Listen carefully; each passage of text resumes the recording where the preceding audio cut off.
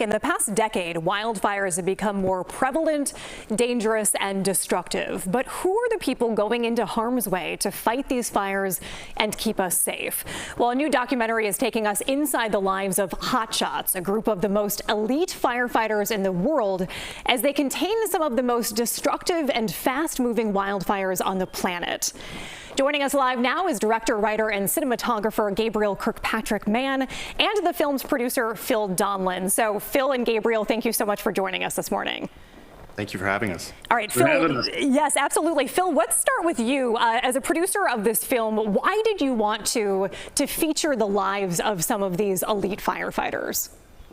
Well, I was just sort of brought along for the ride. This was Gabe's like 6-year insanity passion project, and he had all this beautiful footage, years and years worth, and he brought me in and was asked me like, what's the story here, because it was just a bunch of raw footage. And so we proceeded to sort of put the storyline together, the narrative together, and we didn't want to do a documentary that was typical with talking heads, with interviews. We wanted it to play like you were watching a narrative film. And so for the last year, I went out on the fires with him to sort of get an idea of the culture and the people, and did the hiking with him and all of that. And it was pretty intense. And then that's sort of how I got brought into this thing, and been a part of it ever since. What is the story that emerged from watching all of this footage? Gabesy? Well, ultimately, it's a story of death, destruction, and rebirth. Wildfire is actually a very regenerative process, and it's a vital part of our ecosystem, but we've been suppressing it for so long, for the last 100 years, that it's actually making the fires worse, because it's sort of like trying to hold a beach ball underwater. The longer you do it, the harder it gets, and the more explosively it comes back out. And that's what we're seeing right now, and that's why we're having such devastating fires. What was the experience for you, Gabriel, just getting so close to the fires? I remember seeing a clip where you said that the sound of it. I mean, you can think about how hot it is and all of your other senses that are experiencing it, but I wouldn't think about how it sounds. And so just tell me what it was like to get that up close to these fires. Well, it's like being next to a flaming freight train. And when you talk to firefighters who've experienced burnovers and survived, the one thing that always stood out to me is they would always talk about the noise. They wouldn't talk about the heat or what it felt like. They would talk about what it sounded like, and they always say the same thing: it sounds like a freight train. And when you are surrounded by this gigantic wall of fire, and we had a few close calls over the years, it really does sound otherworldly. It sounds like some kind of haunted mansion just exploding all around you. And we spent a lot of time really trying to capture that sound and present it to the viewer. Our whole perspective was show, don't tell. We wanted people to feel what it's like for these people to do their jobs, not listen to people talk about it. And so we really tried to capture that. Absolutely. This is being called the definitive wildfire documentary.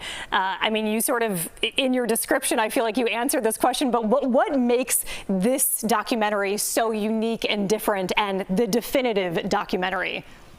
Well, I was just going to say it's honest. We hear from a lot of firefighters, even ones that we didn't encounter on the line while we were filming, and they all say that this is the most accurate depiction of what we do, the struggles they face, the pay challenges that they face with the federal government. And we spent so much time in it that we really started to absorb it on a level that's hard to do if you just swoop in for 6 months with a camera crew. We were out there for 6 years, and so we feel like we got every little bit of the mosaic to really paint the picture of what it's truly like to have that experience. And there's really nothing else like it. Yeah, we had, it comes down to the access, which we were able to get, and then the other point that I'd love to make is that we did this without Hollywood or any studio backing, and we did have that opportunity. We had pitched it around, and they wanted to, whoever we were dealing with always wanted to change the story and sort of go, well, what if we did this? And it's like, well, that's not the film. So we spent our own money on it, financed it. We're now putting it out ourselves, which is, we're so happy you have us on, so people know that film exists.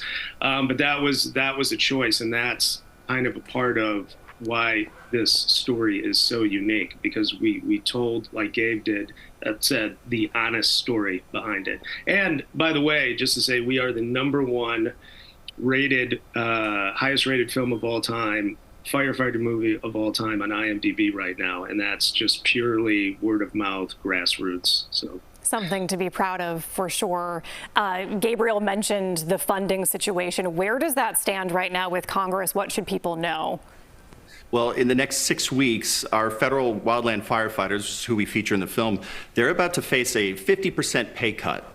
And it's almost inevitable given the election year unless people reach out to their congressmen. And it's particularly important outside of the West because the Midwest doesn't necessarily think of itself as fire country, but it really is. In fact, the worst fires in the history of humanity happened in the Midwest the same exact day as the Great Fire of Chicago.